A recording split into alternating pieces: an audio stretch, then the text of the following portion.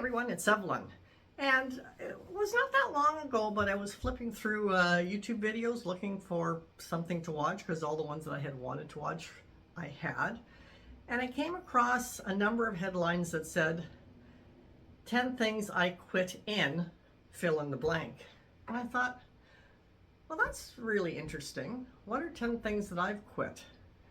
And then I started thinking, what are the things that I was tried out in flower farming and I quit because I decided they weren't a good idea after all. So that's how this video came about. I'm going to go over the 5 worst ideas I had that I tried out, realized how bad they were for me, and stopped doing.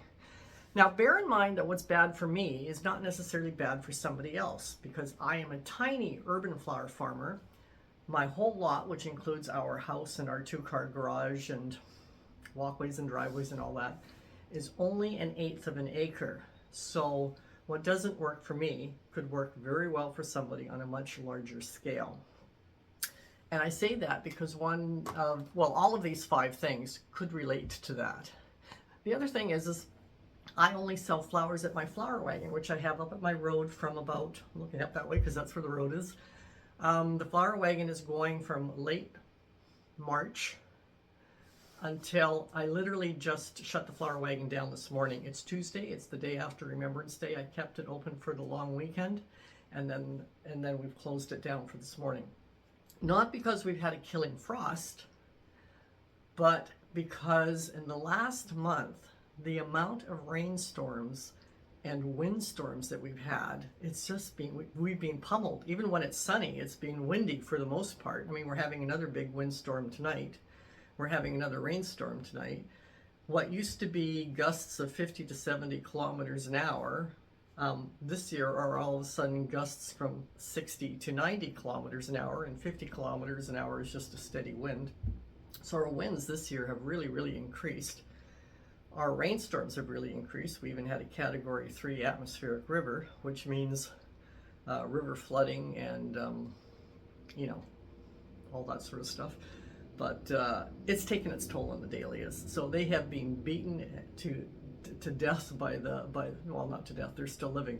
But if I look out at my dahlias, there isn't a single one for me to cut this morning. There's lots of buds on them, but there's not a single one to cut because of all the rain and all the wind. I managed to be able to, the plants kept going, and I was managed to be able to harvest enough for flower bouquets for this past weekend, but I used every last possible dahlia I could. I was using dinner plates when they were only half open. It was quite amazing at how browbeaten my dahlias are this year. So anyway, I've shut the flower wagon down as of today. Now, I can't remember where I was going with that. Oh yeah, because I only sell flowers up at the flower wagon, that too means that things that don't work for me may still work for other people. I mean, if you sell at farmers markets, if you sell at fairs, if you sell online, that's a whole different ballgame. So I can only go by what doesn't work for me. Now the first plant that we're going to talk about is sweet peas. When I first started growing sweet peas, I loved them, and I mean I still love them. I still grow them. It's not sweet peas across the board that is a problem. It's some of the things I tried to do with them. So I was harvesting sweet peas and selling them either in small flower arrangements in vases, and those sold quite well. And I still do that. I do that every year. And I also sell them in pop cans, and that sells really well too. Pop cans are $4 each, or 3 for $10. The vase arrangement, of course, depending on how expensive the vase is, but generally I go for a $15 arrangement, so a very inexpensive vase with the number of sweet peas it takes to add up to that $15 price point. Same with the pop cans. But I was finding that as the season went on and they slowed in production, I stopped using them because, for instance, in September, I wasn't getting very many sweet peas to put out there, so I just didn't bother with them. And they were going to seed, so I had the bright idea that I was going to collect the seeds and do them in little seed packages and sell them. And I'll show you what I did with them. I just got to go get it because I forgot to bring it here to the to the camera. One sec. Okay, I'm back. So what I did was I collected the seeds, I dried them, and just by putting them in a little container similar to, let's say, this one, and just letting them air dry. And then when they were air dried, I made these little labels for them, and I got these little tiny plastic bags, and I counted out 40 seeds per package, and then I put a little tape across the top so that they couldn't be opened up. I actually ended up doing the same thing because I had collected the seeds on these on my peony-headed poppy seeds. I already had them. I had marked with pink pipe cleaners all the pink peony-headed poppies that I had collected the seeds, so I thought I would do the same thing with them. And then the following year, I had them for sale at my flower wagon. Well, why that was one of the worst ideas that I ever had is because even though I've got them sealed with tape along the top, when it rains, somehow moisture gets in there. It's not that it's not that water collects in there. It's that on the next sunny day, there's all this humidity in there. So clearly that constant amount of humidity inside my seed packages wasn't good for the seeds. So that was a really, really bad idea. And the other thing is I didn't sell that many at the flower wagon because that's not why people were coming to the flower wagon. Now, there's lots of people who sell seeds online. There's lots of people who sell them at farmers markets or at, I don't know, wherever they sell them.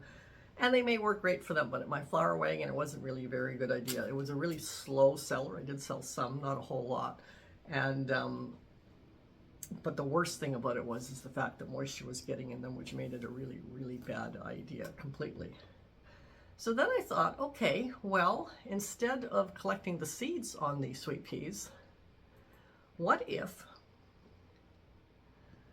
I collect all the blossoms and then the stems that don't sell, because you saw in the vase arrangement, I was cutting them as short stems, not as long things.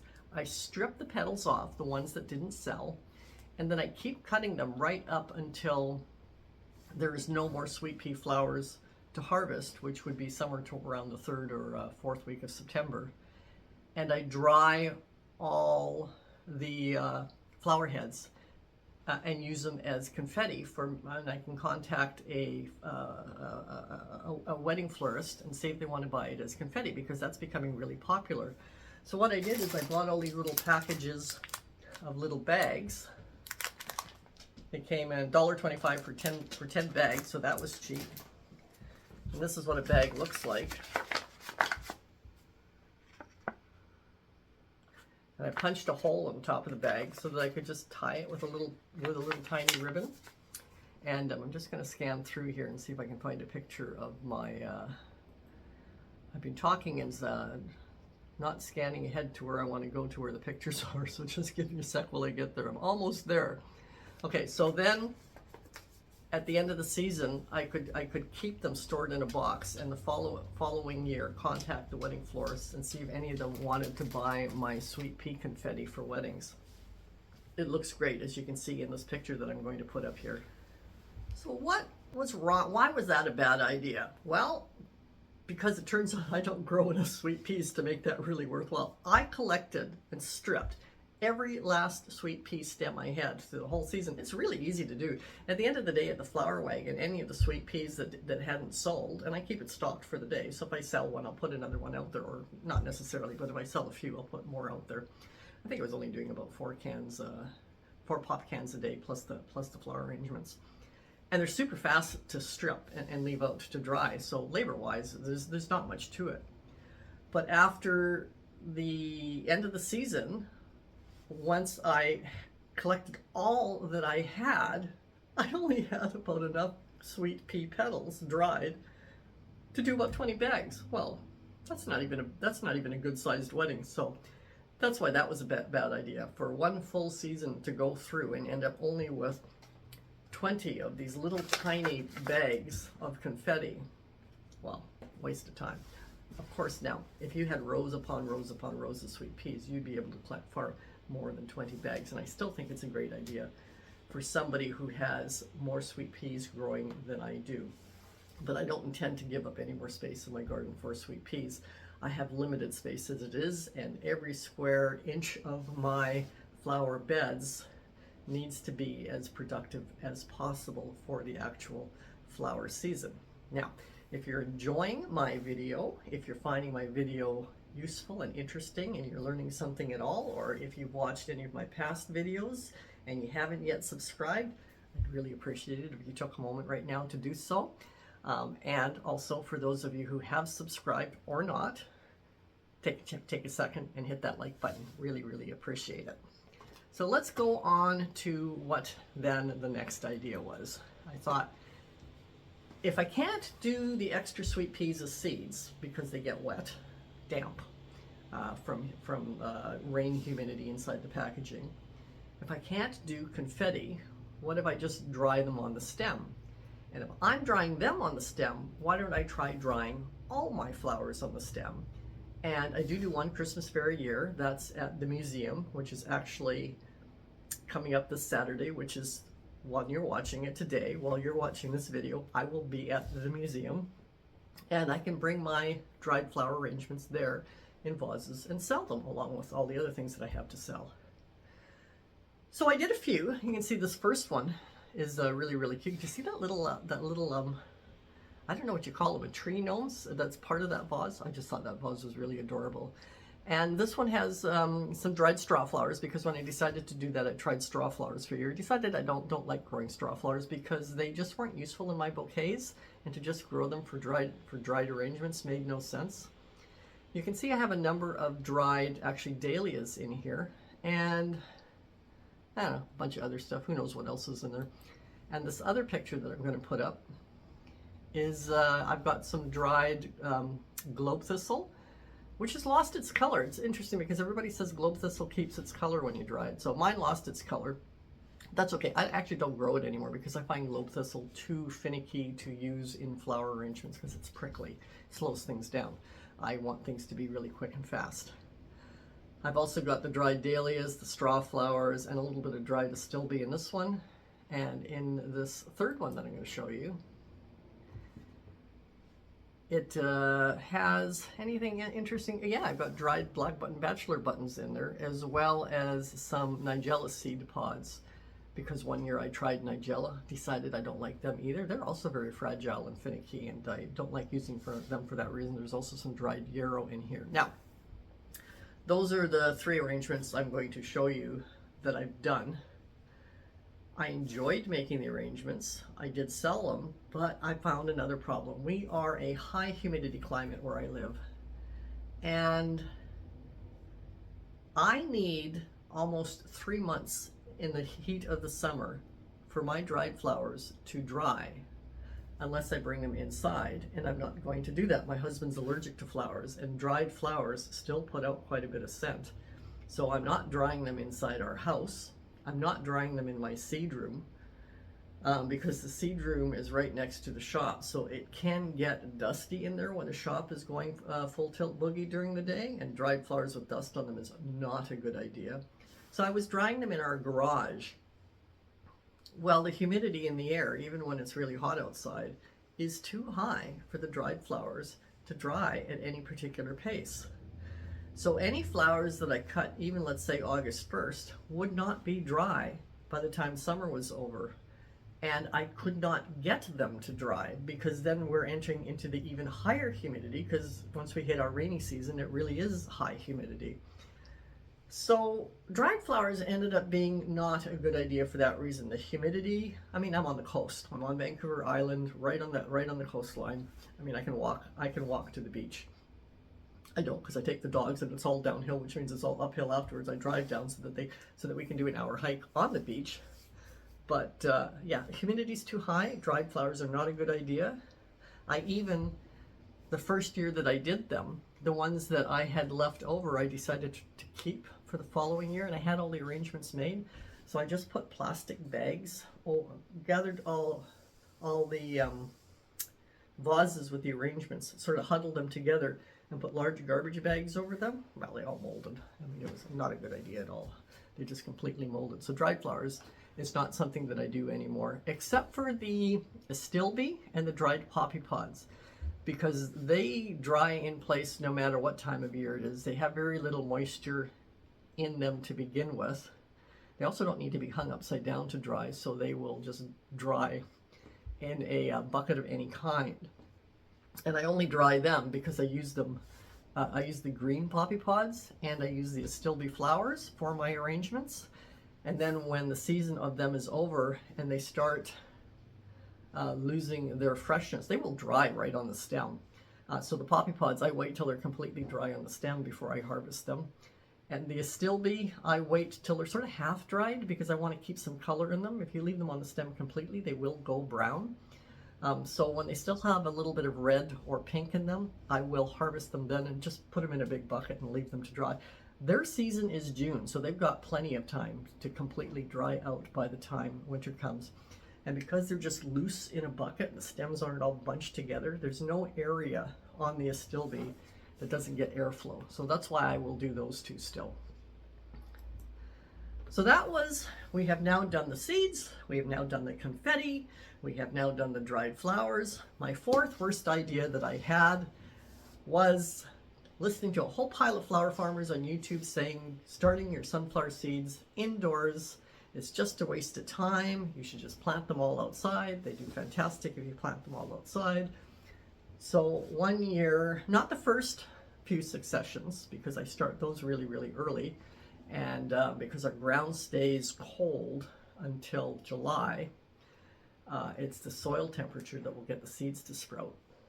So I started the first batch of succession still in my seed room as per normal to get the earlier blooms. But then when it came the time for the soil to have warmed up, I decided to try successions outside. Didn't get a single one, not one. And I'm pretty sure every single seed was dug up by birds, because the bird population in our gardens, beds, flower beds, is high. And I like that because the birds are great predators for bad bugs and all that sort of stuff. And I really don't have any bug pressure in my garden to speak of. I mean, they even eat baby slugs.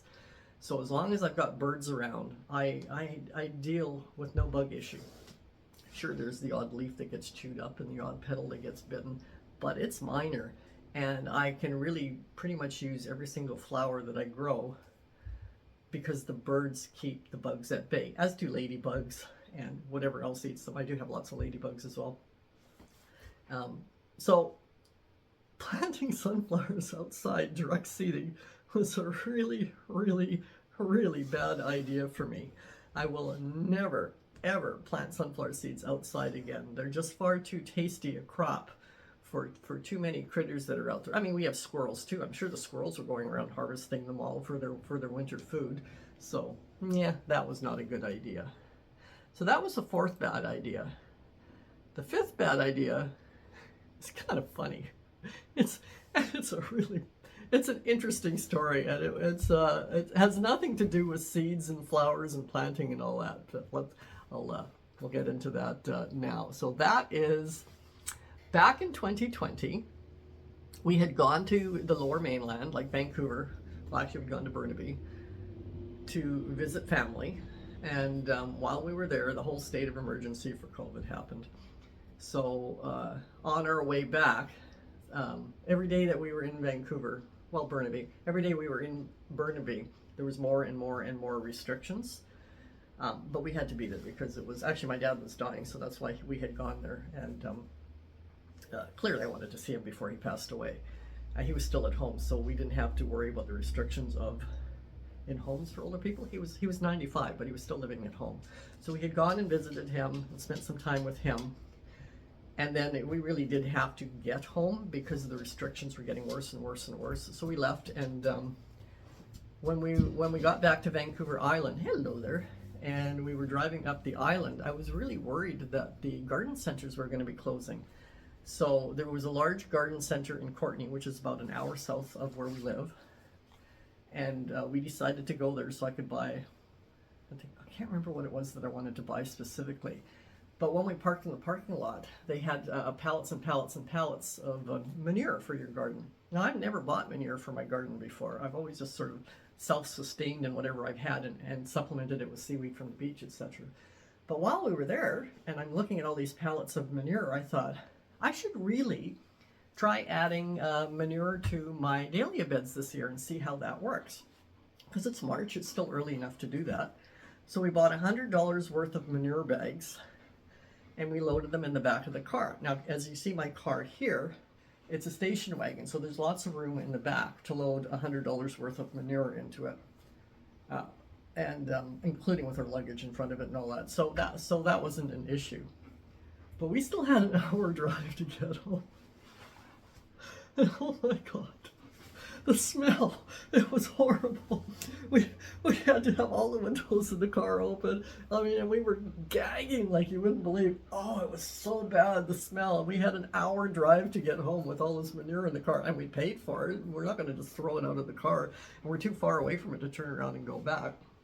I will say it's probably, if I wanted manure, it was a good idea to do it then, because that was the last day the garden center was open. It was closed the very following day. But it was just the most horrible experience, that hour driving home with that smell. But I had it, and I dug it into all my beds. Took quite a bit of work to get it in, but you know, everything was shut down, so I had lots of time on my hands, because none of my customers, interior design customers, actually wanted me now going into their home and working, especially since I just come from the Lower Mainland. Who knows what I was exposed to COVID-wise. So I got it all dug in. And then when I got my dahlias planted, I was all excited to see how the steer manure was going to work. And so it was grass-fed steer manure, pasture-fed steer manure.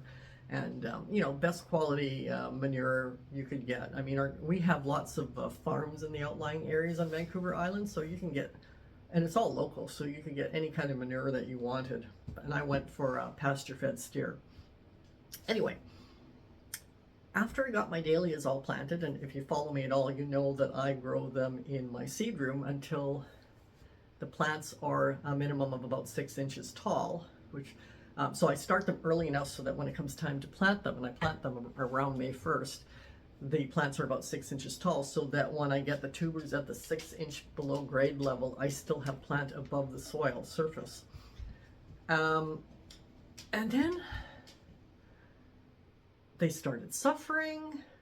A lot of them were wilting. A lot of them were getting chopped off at the base. I didn't know what was going on. Well, it turns out I ended up with an influx of wireworms as well as cutworms. So cutworms were going around chopping the healthy plants down, and the wireworms were getting into the tubers and eating all the tubers, and those are the ones that were wilting. It was almost a disastrous year for me, which doesn't really matter because it was a disastrous year at the flower wagon too. Everybody's so afraid of touching anything. I mean, everybody was bringing groceries home and washing everything down. Well, you can't wash bouquets and things down. So it balanced out in that regard. But the only thing I can think of is that the wireworms and the cutworms came from the manure somehow, because I've never had that problem before, and I've never had that problem since. Has anyone else had that problem? Has anyone else experienced any issues with the manure that they bought that is abnormal for what you would think? I mean, this was my worst year for dahlias growing that I ever had, was the year that I added the pasture-fed steer manure. And that really cemented the fact that I'm doing a closed loop composting system. Any scrap that comes from my yard, whether it's prunings from the trees, hedge trimmings, all that stuff, kitchen scraps, of course. You could say the kitchen scraps aren't a closed loop because we do buy, you know, like lemons and tangerines and avocados from the store. I can't grow those. And then I'm bringing in seaweed from the beach, which is, of course, also off the property. But other than the kitchen scraps and seaweed, it's closed loop. Everything that gets composted came off of the property, or it was leaves that blew into the property from neighbors, of whom I also know don't use any sort of pesticides or whatever. We tend to be in a pest. Where I live, people really don't use pesticides, and I specifically know that none of my neighbors do. So that's good. So any leaves that blow in, I don't have to worry about. But anyway, that's my 5th worst mistake that I ever made. Buying manure, bringing it home and putting it in a garden. That was just like disaster right from the first whiff, shall we say, in the car. So what mistakes have you made? Have you made any big mistakes that you regret having made? Whether you're a flower farmer or not, it would be really kind of cool to know what mistakes you've made that you will never do again, that you thought were a good idea at the time. Now, I've mentioned that I grow my flowers and I sell them in my flower wagon. And I did a video on lessons that I've learned selling at my flower wagon, which is completely different than what I've just gone over, actually growing the flowers and the mistakes that I've made for that way. So if you want to check that video out, it's right over here. Thanks for watching. See you next week. Bye.